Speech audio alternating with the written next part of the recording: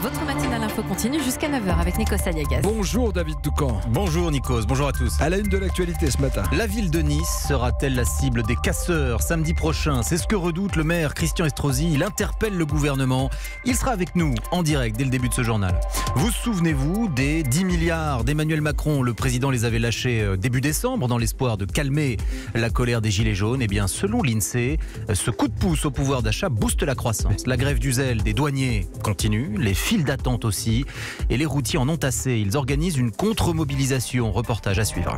À 8h12, l'analyse de l'actu international avec Vincent Hervouette. Le Kazakhstan, 30 ans après, Nazarbayev lâche le pouvoir.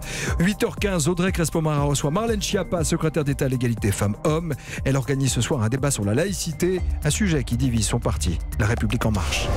Europe 1. La ville de Nice sera-t-elle à son tour le théâtre des violences? Samedi prochain, des Gilets jaunes ont lancé un appel ciblant votre commune, Christian Estrosi. Bonjour. Bonjour. Vous êtes le maire de Nice et vous demandez, Christian Estrosi, au gouvernement que tout rassemblement soit interdit chez vous ce samedi. Oui, le gouvernement a pris des décisions d'interdiction pour le cœur de Paris, les Champs-Élysées, mais aussi pour Bordeaux et pour Toulouse. Et vu l'appel qui est lancé sur les réseaux sociaux, semble-t-il d'ailleurs plus par des individus radicalisés se revendiquant des Gilets jaunes que le mouvement initial des Gilets jaunes, eh bien, je demande au gouvernement de prendre les mêmes dispositions d'interdiction pour le cœur de Nice samedi prochain. Mais vous avez déjà échangé avec le Premier ministre et le ministre de l'Intérieur à ce sujet. Quelle est leur réponse ? J'ai eu le ministre de l'Intérieur, notamment hier soir, où je m'en suis entretenu longuement. Nous devons, avec Matignon, avoir aussi des réunions et des échanges ce matin. Le gouvernement, en tout cas, est préoccupé et attentif et semble prêt à prendre des dispositions assez fermes. En tout cas, moi, je les demande, je les exige même. Oui. Pour moi, la cohésion économique, sociale, le respect de l'intégrité des biens et des personnes dans notre cité, c'est une exigence. Nous sommes dans un état de droit. Manifester est un droit, certes, mais casser est un délit. Et lorsque nous voyons l'évolution des choses depuis quelques semaines dans notre pays, avec ces violences inacceptables, il est temps maintenant qu'on passe à une action à un degré bien supérieur. Merci à vous, Christian Estrosi, maire de Nice. On vous a entendu, on verra dans les prochains jours si votre demande trouve une réponse favorable auprès du gouvernement. J'ajoute que pour ce 19e épisode du mouvement des Gilets jaunes, plusieurs appels ont été lancés pour manifester aussi à Toulouse et à Montpellier. Quant à Christophe Castaner, devant les sénateurs, hier, il a révélé que les casseurs avaient pour objectif, samedi dernier, de prendre à nouveau l'Arc de Triomphe. Il a ajouté que les forces de l'ordre les en avaient empêchés. Les 10 milliards d'euros débloqués début décembre par le président de la République auront eu un effet positif sur la croissance. Oui, c'est en tout cas ce qu'affirme l'INSEE dans sa note de conjoncture publiée hier soir. Cet énorme geste visait à calmer la crise des Gilets jaunes. Cela n'a manifestement pas suffi, mais en augmentant le pouvoir d'achat de certains Français, l'INSEE anticipe une hausse de la consommation et donc un peu plus de croissance pour le premier semestre 2019. Olivier Samin. Rien que la prime exceptionnelle, la prime Macron, c'est 1 milliard d'euros versés au mois de janvier à un peu plus de 2 millions de salariés du secteur privé. Certains, les plus chanceux, ont touché 1 000 euros, les autres moins, mais la moyenne est quand même élevée, 450 euros. Cet argent ira-t-il tout de suite dans la consommation ? Peut-être pas, dit l'INSEE, en tout cas pas en totalité. Julie, par exemple, que nous avons rencontrée hier à Paris, préfère réfléchir. J'ai bénéficié de la prime de 1 000 euros. Donc voilà, j'étais contente quand j'ai appris ça, mais j'ai rien fait de particulier, j'ai pas fait plus d'achats pour autant pour le moment en tout cas. Pour la prime exceptionnelle, oui, peut-être, mais d'autres mesures annoncées au mois de décembre ne passeront probablement pas par la case épargne. L'augmentation de la prime d'activité, par exemple, qui bénéficie aux personnes proches du SMIC, a toutes les chances d'être réinjectée très vite dans la consommation. Olivier Samin et Martin Choc du service économie d'Europe 1. L'éducation nationale révèle ce matin le palmarès des lycées 2019. Oui, ce n'est pas un classement, ce sont des indicateurs de résultats qui prennent en compte plusieurs critères. Parmi les meilleurs établissements de l'Académie de Lille, il y a le lycée Vauban qui est situé en milieu rural. Aude Vernuccio vient de joindre son proviseur Didier Ries qui pense surtout aux collègues, à ses collègues qui sont moins bien classés. On l'écoute. C'est vrai que les chiffres sont quelquefois un peu décevants.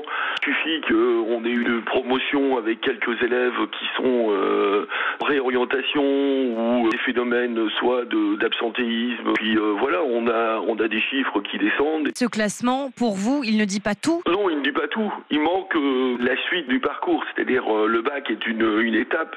Après, il y a Parcoursup, là où on prépare vraiment nos jeunes à réussir leur enseignement supérieur. Didier Risse du lycée Vauban, joint pour Europe 1 par Aude Vernuccio. À suivre dans le journal. La grève du zèle des douaniers français continue. Je voulais écourter votre journal. Oui, non. On va parler de la grève du zèle des douaniers français et les routiers, eux, en ont assez. Oui, ils n'en peuvent plus de se retrouver bloqués sur des zones de stockage à cause des files d'attente interminables. Alors ils se mettent eux aussi en colère et organisent des opérations filtrage. Comme par exemple lundi soir sur la 16, reportage Lionel Gougelot. Tous les jours, à cause de ce mouvement de grève des douaniers, les camions d'Olivier Boulan se retrouvent coincés dans les files d'attente de centaines de poids lourds sur l'autoroute en amont du port de Calais ou du tunnel sous la Manche, pénalisés alors même qu'ils ne se rendent pas en Grande-Bretagne. Aujourd'hui, on ne peut pas s'amuser à bloquer tout le monde sur la route. Il faut effectuer, comme on dit, un filtrage des personnes qui vont en Angleterre. Aujourd'hui, nous avons des chauffeurs qui font du régional et qui sont restés bloqués plus de 4 heures sur la route parce qu'on ne leur demande pas où est-ce qu'ils se rendent. C'est donc pour exiger une autre organisation de la régulation du trafic poids lourd en cas de grève que ces patrons routiers ont mené cette opération filtrage à la frontière franco-belge. Des patrons étranglés financièrement comme Sébastien Allan, transporteur à Boulogne-sur-Mer. Nous aujourd'hui, les entreprises qui travaillent avec le port de Dunkerque, le port de Calais, on estime notre perte à 20% de notre chiffre d'affaires journalier. Ça fait quand même 15 jours que ça dure. Et là, le mouvement des douaniers, ils ont déclaré qu'ils allaient continuer jusqu'au 20. Donc ça veut dire qu'encore une semaine supplémentaire. On ne pourra pas continuer comme ça. Si ça continue, on arrêtera. Donc ce sera du chômage technique ou ce sera peut-être même de la fermeture. Les transporteurs routiers victimes collatérales d'un conflit gouvernement-douanier, pour l'instant sans solution. À Guivelde, Lionel Gougelot, Europe 1. Europe 1. Des nouvelles informations accablantes au sujet du 737 MAX de chez Boeing. Oui, accablantes pour le constructeur lui-même, mais aussi pour les autorités américaines de l'aviation civile. De lourds soupçons pèsent aujourd'hui sur les conditions dans lesquelles l'appareil a été homologué. Les explications de notre correspondant aux États-Unis, Xavier Yvon. Pour vérifier si le tout nouveau 737 MAX était apte à voler, l'Agence fédérale de l'aviation a délégué une partie de son travail à des ingénieurs de Boeing. Ça peut paraître absurde, mais cet organe public manque tellement de moyens qu'il sous-traite souvent une partie du contrôle d'un nouvel avion au constructeur lui-même. La FAA, c'est son nom, est en outre très liée à Boeing. Elle a même des bureaux dans ses usines de Seattle. Le journal local le Seattle Times a enquêté sur ce processus d'homologation et il affirme que des défauts avaient été pointés dans le système de contrôle de vol du 737 MAX, mais que la FAA les a ignorés et a même accéléré la certification du nouveau fleuron de Boeing. Pourquoi une telle précipitation ? Pour des raisons de concurrence. Le 737 MAX était la réponse de Boeing aux nouvelles A320 d'Airbus. Le Seattle Times affirme avoir soumis le résultat de son enquête à Boeing quelques jours seulement avant le crash d'Ethiopian Airlines. New York, Xavier Yvon, Europe 1. Une page de cinéma maintenant avec un nouveau prodige. Oui, et avec nous, Mathieu Charrier, notre critique maison. Mathieu, vous n'avez pas l'habitude d'être dans l'emphase, donc je vous crois quand vous nous parlez tout simplement du nouveau Spielberg, Jordan Peele, qui sort aujourd'hui son nouveau film. Ça s'appelle Us. Us au double sens, un nous en anglais, mais aussi United States, les États-Unis. Alors l'histoire, une femme revient dans la maison où elle passait ses vacances enfants. Elle est avec son mari, sa fille, son fils. Un soir, ils entendent du bruit dehors. Une famille est dans l'allée. Qui sont-ils? Leur double maléfique. Ils pensent comme nous. Ils s'arrêteront que quand ils nous auront tués. Voilà, comme si une Céline Dacosta, un Nikos Aliagas, un David Doucan nous attendaient à la sortie du studio en combinaison rouge pour nous zigouiller. C'est le fameux mythe du doppelganger, explique le réalisateur. Je pense que ce mythe du doppelganger a toujours été une source de peur pour les gens. Il y a quelque chose de très primaire et de surnaturel dans la sensation de se voir comme ça, de voir son double. Les films d'horreur m'ont toujours permis de canaliser mes propres peurs. Voilà, Jordan Peele déjà comparé à Stanley Kubrick ou Alfred Hitchcock, et comme dans Get Out, son premier long métrage, Oscar du meilleur scénario, il livre un film d'horreur ciselé à la mise en scène parfaite avec en toile de fond un message politique. Fais attention. Ça donne envie, ça donne envie. Merci à vous, Mathieu Charrier du service culture d'Europe 1. J'avais prévu une minuscule intervention sur le printemps. Allez-y. Cher Nikos, c'est aujourd'hui le printemps, nous sommes le 20 mars. Mais ce n'est pas tout le temps le 20 mars, parce que le printemps, c'est l'équinoxe. C'est ce moment où la journée dure autant que la nuit, 2 fois par an. Et parfois, c'est le 21 mars, le 19 mars.